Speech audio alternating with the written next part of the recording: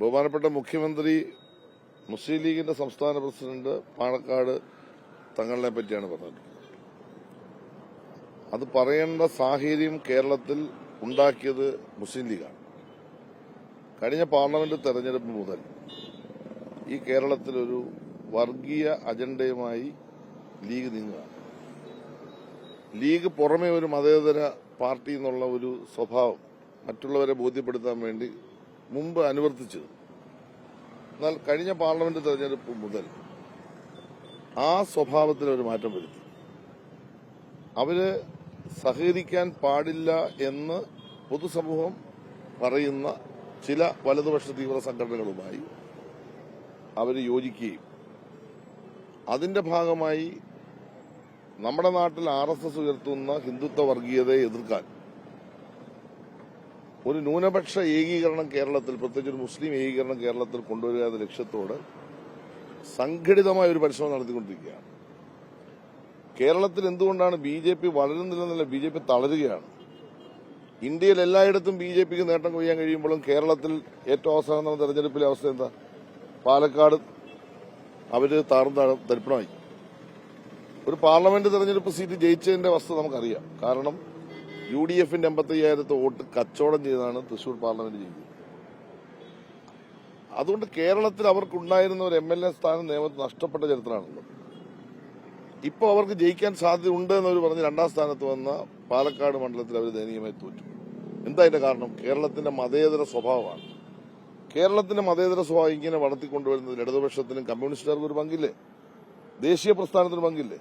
ഞാൻ കോൺഗ്രസിനെ പല രാഷ്ട്രീയ കാര്യങ്ങളും ഞങ്ങൾ വിമർശിക്കുന്നെങ്കിലും കേരളത്തിന്റെ മതേതര മനസ്സ് ഈ രൂപത്തിൽ വളർത്തിയെടുക്കുന്നതിൽ അവർക്കൊരു പങ്കുണ്ട്, ഇടതുപക്ഷത്തിന് പങ്കുണ്ട്. അതുകൊണ്ടാണ് കേരളത്തിൽ ഇടതുപക്ഷവും UDFുമായിട്ടുള്ള മത്സരം നടക്കുന്നത്, അല്ലെ കോൺഗ്രസും കമ്മ്യൂണിസ്റ്റുമായിട്ടുള്ള തെരഞ്ഞെടുപ്പ് നടക്കുന്നത്. അതിലേക്ക് ഒരു ഭൂരിപക്ഷ വർഗീയതയുടെ താല്പര്യം കൊണ്ടുവരാൻ വേണ്ടി BJP വർഷങ്ങളായി നടത്തുന്ന ശ്രമം കേരളത്തിൽ വിജയിക്കാത്തത് ഈ സാമൂഹ്യ ബോധവും ഈ മതനിരപേക്ഷ ബോധവും ജനങ്ങളോട് ഉള്ള സ്നേഹവും ഐക്യവും കൂറും യോജിപ്പും ഞങ്ങൾ ഉയർത്തിപ്പിടിക്കുന്നുണ്ടാണ്. എന്നാൽ കഴിഞ്ഞ കുറെ വർഷങ്ങളായി മുസ്ലിം ലീഗ് കേരളത്തിന്റെ രാഷ്ട്രീയ രംഗത്ത് പ്രവേശിക്കുകയും ലീഗിന്റെ അവർ പുറമേ കാണിക്കുന്ന ചില കാര്യങ്ങളിൽ നിന്ന് വ്യത്യസ്തമായി ഒരു മുസ്ലിം ഏകോപനം അല്ലെ ഏകീകരണം, ഹിന്ദുത്വ വർഗീയതയ്ക്കെതിരെ കേരളത്തിൽ ഉണ്ടാക്കണമെന്ന താല്പര്യത്തോടുകൂടി ചില പ്രവർത്തനങ്ങൾ നടത്തുന്നുണ്ടെന്നുള്ളത് വ്യക്തമാണ്. അതെല്ലാം ഞാനിവിടെ വിശദീകരിക്കുന്നില്ല. അത്തരം ഒരു പ്രവർത്തനം കേരളത്തിൽ നടത്തിയാൽ കേരളത്തിൽ മുസ്ലിമും ഹിന്ദുവും ക്രിസ്ത്യാനിയുമായിട്ട് തിരിക്കണോ? കേരളത്തിലെ എല്ലാ മനുഷ്യരും ഒന്നാണ്. അതാണ് ഞങ്ങളുടെ കൺസെപ്റ്റ്. അതുകൊണ്ട് ഞങ്ങൾ തെരഞ്ഞെടുപ്പിന്റെ മുമ്പ് ഒരു കാര്യം പറഞ്ഞു, പാർലമെന്റ് തെരഞ്ഞെടുപ്പിലും പറഞ്ഞു, ബൈ ഇലക്ഷൻ ഞങ്ങൾ പറഞ്ഞു, SDPI, RSS, ജമാഅത്ത് ഇസ്ലാമി ഈ സംഘടനകളെ നമ്മൾ ഒഴിവാക്കി നിർത്തണം. മതേതരത്വം പറയുകയും മതനിരപേക്ഷത പറയുകയും ചെയ്തിട്ട് അതിനിടയിലൂടെ ഇത്തരത്തിലുള്ള വലതുപക്ഷ മതനിരപേക്ഷതയെ തകർക്കാൻ ശ്രമിക്കുന്ന സംഘടനകളുമായി മുന്നണി ഉണ്ടാക്കി മത്സരിക്കുന്നത് പരസ്യമായ രഹസ്യമായി മത്സരിക്കുന്നത് തെറ്റാണ്.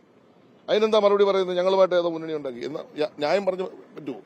ഏതോ ഒരു പഞ്ചായത്ത് ഇലക്ഷന് ഒരാൾ പിന്തുണച്ചു, അതൊക്കെയാണ് പൊതുപ്രശ്നം. പാലക്കാട് ഉപതെരഞ്ഞെടുപ്പ് കഴിഞ്ഞിട്ട് എന്തിനാണ് SDPI പ്രകടനം നടത്തി? SDPIയുടെ വോട്ട് വാങ്ങുന്നില്ല എന്ന് പരസ്യമായി പറയാൻ UDFന് കഴിയുമോ? കോൺഗ്രസിന് കഴിയുമോ? ആ പാലക്കാട് തെരഞ്ഞെടുപ്പ് കഴിഞ്ഞപ്പോൾ അവർ പ്രകടനം നടത്തി. പാർലമെന്റ് തെരഞ്ഞെടുപ്പിൽ കേരളത്തിൽ മുന്നേ അവർ പ്രകടനം നടത്തി. ഞങ്ങൾക്ക് SDPIയുടെ ജമാഅത്ത് ഇസ്ലാമിയുടെ വ്യക്തിപരമായ അഭിപ്രായ വ്യത്യാസങ്ങളല്ലല്ലോ. അവരുയർത്തുന്ന രാഷ്ട്രീയപരമായ നിലപാട്, RSSന് ബദലായി ഉയർത്തുന്ന രാഷ്ട്രീയ നിലപാട് നമ്മുടെ മതേതര സ്വഭാവത്തെ തകർക്കും. നമ്മുടെ ഇടയിൽ ഭിന്നിപ്പുണ്ടാവും, നമ്മൾ ജാതീയമായി തിരിയും. കേരളത്തെ അങ്ങനെ പല തട്ടുകളിലാക്കി മാറ്റാൻ പാടില്ല എന്ന ഇടതുപക്ഷത്തിന്റെ രാഷ്ട്രീയമാണ് ഞങ്ങൾ ഉയർത്തിപ്പിടിക്കുന്നത്. അത് പറയേണ്ട ഉത്തരവാദിത്തം കേരളത്തിന്റെ പ്രിയപ്പെട്ട മുഖ്യമന്ത്രിക്കാണ്. ഈ കേരളത്തിൽ കഴിഞ്ഞ 8 വർഷം വർഗീയത ഉണ്ടായില്ല. അതിന്റെ ക്രെഡിറ്റ് ആർക്കാണ്? കേരളത്തിന്റെ മുഖ്യമന്ത്രി, ഈ ഗവൺമെന്റും അല്ലേ? ഇവിടെ UDF വർഗീയത ഉണ്ടായില്ലേ? ഈ വർഗീയ ലാഭത്തിന്റെ ഭാഗം എത്ര ആൾ മരിച്ചു? ആലപ്പുഴയിൽ തന്നെ നമ്മൾ നോക്കൂ. ആലപ്പുഴയിൽ 2 കൊലപാതകങ്ങൾ ഈ ആലപ്പുഴയിൽ ഈ പറയുന്ന സമാന സ്വഭാവമുള്ള തീവ്ര വലതുപക്ഷ സംഘടനകൾ പരസ്പരം നടത്തിയില്ലേ?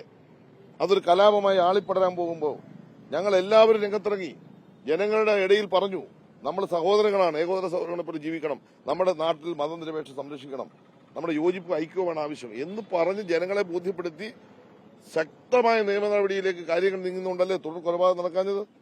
പാലക്കാട് കൊലപാതകം നടന്നില്ലേ? എന്തുകൊണ്ടാണ് കേരളത്തിൽ ഇതൊക്കെ നടത്താൻ ഈ ആളുകൾ ശ്രമിക്കുന്നത്? ഞങ്ങളുടെ എത്രയോ സഖാക്കളെ ഈ RSS ക്രിമിനൽ സംഘം അല്ലെ SDPI സംഘം കൊന്നു. ഇതിനുണ്ടാക്കിയ ഞങ്ങൾ ഇതിനെതിരെ ശക്തമായ നിലപാട് സ്വീകരിക്കുന്നില്ലേ? ഒരു UDF-ന്റെ ഒരു കോൺഗ്രസിന്റെ ഒരാളെ കൊന്നിട്ടുണ്ടോ ഇവർ ഈ കൂട്ടർ ആരെങ്കിലും? ഞങ്ങൾ ഇത്തരം കാര്യങ്ങൾ ശക്തമായ നിലപാട് സ്വീകരിക്കുകയാണ്. 4 വോട്ടിന് വേണ്ടി നമ്മുടെ ആശയങ്ങളും നമ്മുടെ പൊതുജീവിതത്തിന്റെ സത്യസന്ധതയും സുതാര്യത നഷ്ടപ്പെടുത്തരുത്. ഇവിടെ തെരഞ്ഞെടുപ്പ് വരും, ജയിക്കും തോക്കും, അത് വേറെ കാര്യം. ചിലപ്പോൾ LDF ജയിച്ചിട്ടുണ്ട്, ചിലപ്പോൾ UDF ജയിക്കും. അതൊന്നും ഞങ്ങളെ സംബന്ധിച്ച് ആശങ്കയൊന്നുമില്ല. ഞങ്ങൾ അധികാരത്തിൽ നിന്ന് പുറത്തു നിന്നതാണ് ഭൂരിപക്ഷ സമയവും. ഞങ്ങൾ അധികാരത്തോടൊപ്പം അല്ല സഞ്ചരിച്ചിട്ടുള്ളത്. അധികാരത്തോടൊപ്പം വളരെ കുറച്ച് സമയം ഞങ്ങൾ സഞ്ചരിച്ചിട്ടുള്ളൂ. ഇപ്പോഴാണ് ഞങ്ങൾ ആദ്യമായി തുടർഭരണത്തിലേക്ക് വരുന്നത്. അപ്പോൾ ജനങ്ങൾ വോട്ട് ചെയ്യും. ചിലപ്പോൾ ജനങ്ങൾ പിന്നെ ഞങ്ങൾക്കെതിരെ വോട്ട് ചെയ്തിട്ടുണ്ട്. ഞങ്ങൾ തോറ്റാൽ ഞങ്ങൾ ജനങ്ങളോട് കാര്യം പറയും. പക്ഷെ വർഗീയമായിട്ടല്ല ഞങ്ങൾ കാര്യങ്ങൾ പറയുന്നത്, ഞങ്ങൾ രാഷ്ട്രീയമായിട്ടാണ് കാര്യങ്ങൾ പറയുന്നത്.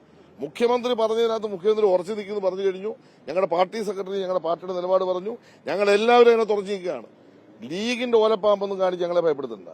ലീഗ് കേരളത്തിൽ വർഗീയ മുഖമായി ഈ കേരളത്തിൽ ഒരു നിലപാട് സ്വീകരിക്കുകയാണെങ്കിൽ അതിനെ അതിശക്തമായി ഇടതുപക്ഷ ജനാധിപത്യ മുന്നണിയും CPM എതിർക്കും. ലീഗിന്റെ മതേതര സ്വഭാവം എന്താണോ അവർ പറയുന്നത് അത് പൊതുസമൂഹത്തിന് ഉയർത്തി കാണിക്കട്ടെ. ഇപ്പൊ കോൺഗ്രസിന് കേരളത്തിൽ വളർന്നു വരാൻ അല്ലെങ്കിൽ ഇതിലൂടെ കയറാൻ അവർക്ക് വലിയ നഷ്ടം സംഭവിച്ചിരിക്കുകയാണ്. തുടർഭരണത്തിൽ വരാൻ കഴിയാതെ പോയി. ഒരു തുടർഭരണം വന്ന് ഇനി 3ാം ടൈമിലേക്ക് ഞങ്ങൾ വരാൻ സാധ്യത കാണുന്നു. ചേലക്കറിലെ വിജയം ഞങ്ങൾക്ക് അത് വളരെ ഗുണമായിട്ട് മാറിയിട്ടുണ്ട്. ഞങ്ങൾക്ക് അങ്ങനെ തിരിച്ചു വരാൻ കഴിയുന്ന, വീണ്ടും വരാൻ കഴിയുന്ന അന്തരീക്ഷം വന്നു കഴിഞ്ഞപ്പോൾ ലീഗിനെ ഉപയോഗിച്ചുകൊണ്ട് കോൺഗ്രസ് ആണ് ഈ കള്ളക്കളി കളിക്കുന്നത്. ലീഗ് മാത്രമല്ല, ലീഗിനകത്ത് തന്നെ വലിയൊരു വിഭാഗം ഈ തീവ്ര വലത് സംഘടനകൾക്കെതിരാണ്. എനിക്കറിയാം വലിയൊരു വിഭാഗം ആളുകൾ, അവർ മതനിരപേക്ഷമായി ചിന്തിക്കുന്ന മുസ്ലിം ലീഗിലെ ഒരുപാട് നല്ലവരായ മനുഷ്യർ ഇതിനെതിരാണ്. അവരിതിനോട് യോജിക്കുന്നില്ല. ഈ കള്ളക്കളിക്ക് ലീഗിലെ ഒരു വിഭാഗത്തെ ഉപയോഗിക്കുന്നത് കോൺഗ്രസാണ്. കാരണം വളഞ്ഞ വഴിയിലൂടെ വോട്ട് ലഭിച്ച് അവർക്ക് അധികാരത്തിലേക്ക് വരാൻ കഴിയുന്ന ഒരു ഏകോപനം, ന്യൂനപക്ഷ ജനവിഭാഗങ്ങൾക്കിടയിൽ പിന്നെ ഹിന്ദുത്വ വർഗീയതയ്ക്കെതിരായിട്ടുള്ള ഒരു ഏകോപനം, അവരെ ഭയപ്പെടുത്തി അവരെ ഏകോപിപ്പിച്ച് UDF-നും കോൺഗ്രസിനും വോട്ട് കിട്ടാൻ കാണിക്കുന്ന തറപ്പണിയാണിത്. ഈ തറപ്പണി കേരളത്തിൽ അനുവദിക്കില്ല എന്നതാണ് കേരളത്തിന്റെ പ്രിയപ്പെട്ട മുഖ്യമന്ത്രി പറഞ്ഞിട്ട് ആ നിലപാടിൽ ഉറച്ചു ഞങ്ങൾ നിൽക്കുകയാണ്.